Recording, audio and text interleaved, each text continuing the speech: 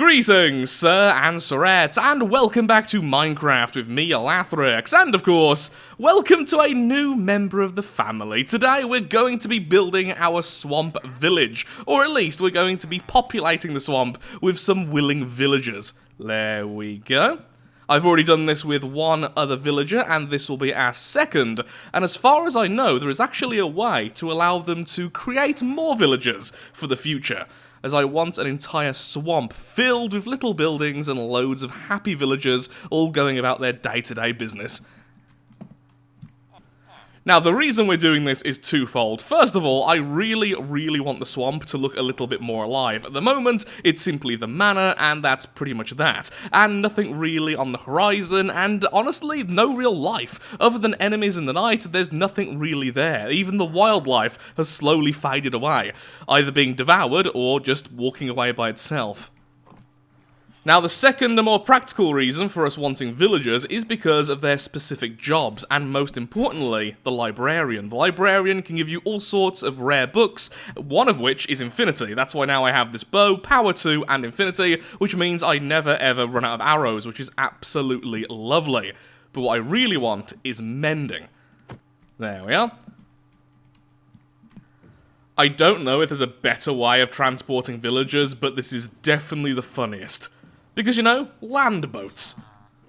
Here we are. I think there's only one more body of water left after this, then we're back at the manor. Lovely. Which way do I go here? I've travelled this journey once before. I think we go over here. Yes, definitely, since I broke this apart myself. And we are home! Now, this may seem all a little bit disjointed from the previous video, and the reason is, I ended up playing Minecraft all night. I couldn't resist, I just ended up playing it and continued to play it, and now we are returning home. Now, before we get here, brace yourself for a really hideous garden, because I haven't cleaned up anything at the moment, and I do have a zero-tick farm going on. Yep. Everything is kind of everywhere. And this little dirt section here is for the villager. Because eventually, they will all have their own homes. But for now, dirt squares. Because dirt squares are easy to build, and I don't want them to be killed by zombies. So you just stay there for a second, bud. Oh, yeah, I also have llamas now. That happened. Okay, I don't know what just happened. I just broke the boat, and the villager has vanished, but I can still hear him. He's still here. I know he's here somewhere, but he's vanished. Okay, resetting the game. Always has to be the difficult way, doesn't it? 1, 2, 1, 2. And... there we go. Welcome to your new home. My newest librarian. Do you have mending? Would have been amazing if that was first time. Now, thankfully, I can just keep on removing that and re-adding it until eventually you'll give me what I want. And you need to go away.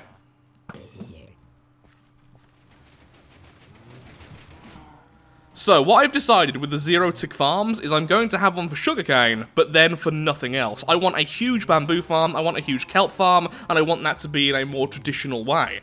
But for sugarcane, I can't stand farming it, and I only need it at very specific intervals. So what we're going to do is destroy all this, then build it into here with an on and off switch. That way it's not constantly moving, and I'm always afraid to go near it because of how loud it is.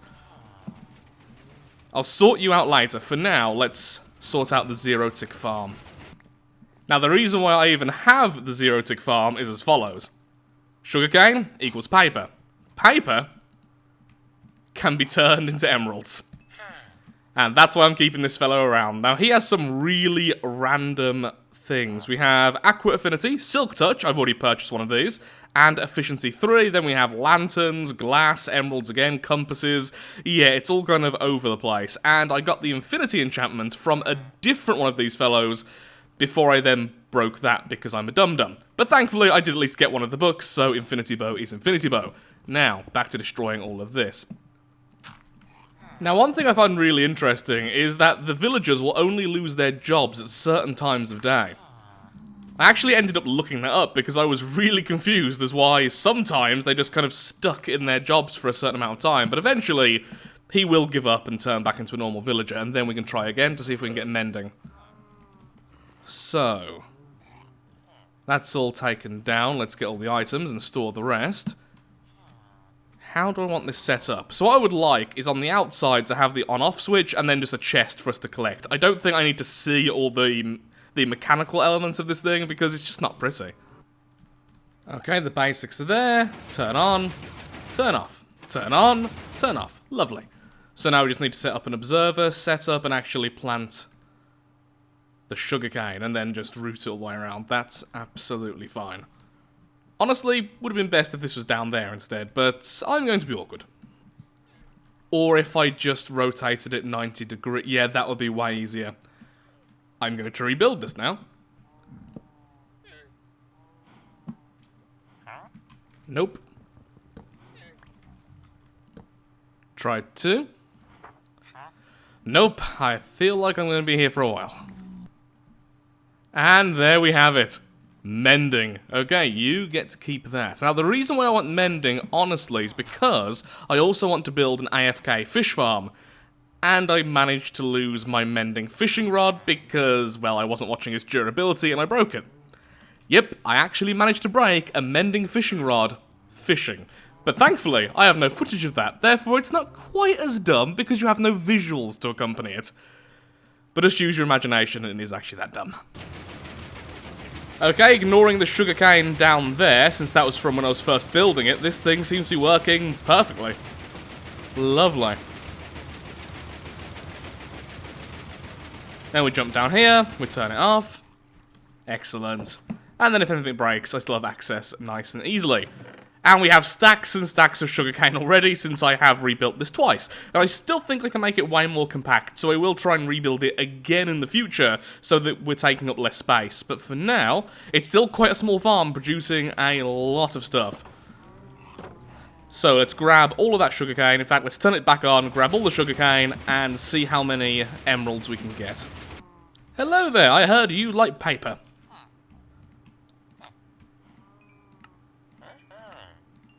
That should get you to level up in a second. There we are. And now you are offering books for emeralds, which is worth it, but now I'm also going to have to take up leather, but still that's pretty cool. And you also give fortune too. I like you. You are a really, really good trader. Lovely. Oh wow, that gives way less experience now. That makes sense. Yep, I need to start making books if I want to level you up, don't I? Okay, let's turn the rest of these into books and see how much experience that gives. I'm afraid, though, we're going to need some more leather.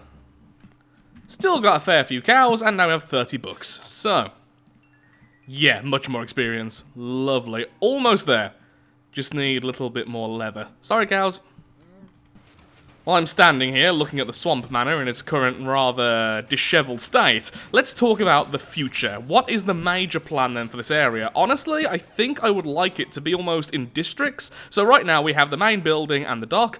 Here is going to be all industrial, all the redstone stuff, all the contraptions, and then I would love a small village here with loads of villagers, and then the farming stuff kind of built into that. That way we have 3 major sections. At the moment, it's all kind of cramped into one area, and it just looks awful, to be perfectly honest. I'm aware, right now, we are in a pretty bad state in terms of the looks of the place. But at least I'm getting stuff done. Hello. I heard you like books. Oh, you leveled up, I didn't even notice. Enchanted book, Curse of Binding. Thanks, buddy. I could just buy some glass from you to level you up. I mean, we want emeralds for other stuff, but I'm tempted to do that just because that would be such an easy way to level you up. Okay, sure. And there you are, next level. You're selling a clock and a compass. Well, the fellow over there already sells compasses, so that's a little bit annoying, but still. Just gonna keep getting glass since we need glass anyway. Until the trade burns out. Sure, one of you. One of you. And final level, you are now the master in your task, and you just give the name tag like the other one. I'm guessing then perhaps that's not randomized, or if it's got some bad luck. So now I'm just going to wait a little while until we have more sugarcane, and then get loads upon loads of emeralds. Then we need to decide what we're going to do next. I think it's about time we set up the AFK fish farm. This way we have the fish farm, and we have a way to get unlimited sugarcane. We are doing really well in terms of resources. And the fish farm, of course, is more for experience, and the fact very rarely you can get enchanting books, which is really cool. Unbreaking fishing rod, plus mending. There we are, unbreaking one and mending one. This way, as we catch fish, this should heal itself. And just to make sure I'm correct there, let's give it a quick test. Yep, there we go, that definitely healed up somewhat. So, let's set up the farm. Now, I'm fairly certain I already know how to make this, since I've seen so many images of it before. Oh, hello. Just gonna ignore the fact there's a skeleton there. And I've been told about it countless times as well. So, I've been clearing out this area, so I think we should build it down here. This is the first time I've ever built a note block. Now, I'm fairly certain you can use other things than this, but essentially what this is going to serve as is something I can hold down the right mouse button, there we are, without constantly casting the fishing rod. There we are. Whereas normally if I hold down right, I'll just keep on casting and eventually it'll break, and also I won't be able to catch any fish. That is really weird. Not quite sure what the other blocks are, though. Feel free to tell me in the comments. Also, feel free to tell me who actually invented this in the first place. It's one of those things I haven't really looked up. So, I need the heavy-weighted pressure plate. I've made way too many fences. We need to grab ourselves some water, and we need the iron trap door. Oh, also ignore all the stuff in here. Pigthrix was getting in the way of everything when I was trying to excavate, and I almost hit him like 3 times. So, to resist angering him, he's currently trapped in cobblestone. And dirt. Oh, just cobblestone. Where's the dirt there then? I can't even remember. Okay, let's see if I can do this then. So, note block goes there. Then we need the trapdoor. There. Right? Yes. A gap there for the water to flow in. So water goes there, oak fence goes there, since that's going to trap the fishing rod. Ooh! Is that going to be a problem, being attached there? Well, we'll find out soon. And the pressure plate goes on top, which I think I can just do like this. Okay. That's pretty much it. Yeah, like that. Okay, yeah, that's it. So what's happening is, the fishing rod itself is activating the pressure plate. The pressure plate then opens up the trapdoor, but then as soon as I catch a fish, the fishing rod will be removed, and thus the trapdoor will close, which means I no longer have line of sight on the note block, which means I then cast the fishing rod again, rather than just spamming right-click. And yes, we are going to continue this until I see it works. It's going to annoy me more than it's going to annoy you, that music. Come on, hurry up. This is going to work, isn't it? Please work. It would be lovely if you worked. There we go! And we caught ourselves a pufferfish. Perfect. And that's pretty much it. Just hold down the right mouse button. You can use a program to hold it down for you, or what I'm going to do, because I'm British, I have a cup of tea next to me. I'm going to finish the tea, then I'm going to use the mug to hold down the right mouse button, because I am sophisticated. Okay, we already have hoppers, we already have a chest. So, ooh, where would the hopper go? Here or here? I actually don't know. Huh, okay, yes, so I'll test that out then. Let's get a second chest, and I'll have both hoppers there, and I can figure out where the items go. Let's get some oak. We have some oak. This would slowly drive me mad if it wasn't meant to be an AFK farm. Please. There we go, and I think it landed in that one. Either way, we now have some raw salmon. And we got some experience, and our fishing rod is now healed. So, what if I was holding the bow in my offhand? That should also heal if it had mending. What I was meant to say on my pickaxe, which I think I've left upstairs. Thanks to everyone who mentioned, by the way, that you can combine 2 items of the same type and then combine their enchants. This way I have mending, unbreaking, efficiency, fortune, and efficiency. That is such a fun pickaxe to use. So let's just make sure this will work in our offhand. And we'll see what happens. I assume what should happen is the experience will be shared between the pickaxe and the fishing rod. This way, if we have full diamond armor with mending, which I think you can put mending on, we should be able to do this to heal up everything. Okay, after 4 fish, our fishing rod is still at maximum health, and now our diamond pickaxe is as well. And we got some cod and some salmon. Lovely. So, that's actually it. Also, I'm realizing, do I even need the iron pressure plate? I distinctly remember the image I saw had an iron pressure plate, but I don't know if I needed this. Could have been a waste of iron, but saying that, I currently have 10 stacks of iron, so I don't really care all that much. So, what do we do next? I'm rapidly running out of time right now, and I think I've set up loads of things which we can work on next time.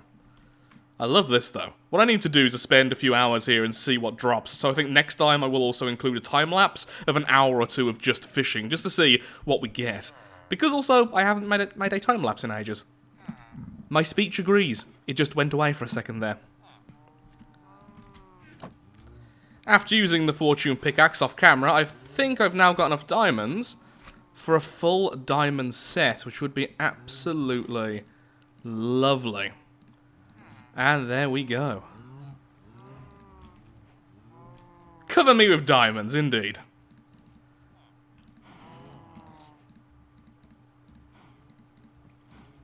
I've never really liked the look of diamond armor, but it is so nice to have. So now, all we need to do is enchant it, and then I'm fully defended. Now what we really need to do is sort out this section, so I need to add some fences to the top here, because things keep on dropping down into our industrial estate. Thank you, thank you. Another thing I really want is to try out the multi-shot enchantment for crossbows, since I absolutely adore crossbows. I also want to see if infinity works with crossbows, so there's loads of stuff I want, so I think next time it's all going to be about enchanting our gear to its very max, and hopefully having a proper set of gear for once. That would be truly lovely. But for now, despite the fact I don't know how much footage I've really collected, I'm afraid I'm all out of time for today's episode. So if you have enjoyed, then of course, likes, favourites, shares, comments, all that good stuff helps out me, helps out the channel, and most importantly, shows that Minecraft is a series you wish to see continued in the future. Next time, we're going to get some serious stuff together. And maybe I'll learn to aim. But that's unlikely. Thank you so much for watching, and goodbye. Today's been a lot of fun. So much stuff sorted out. Lovely.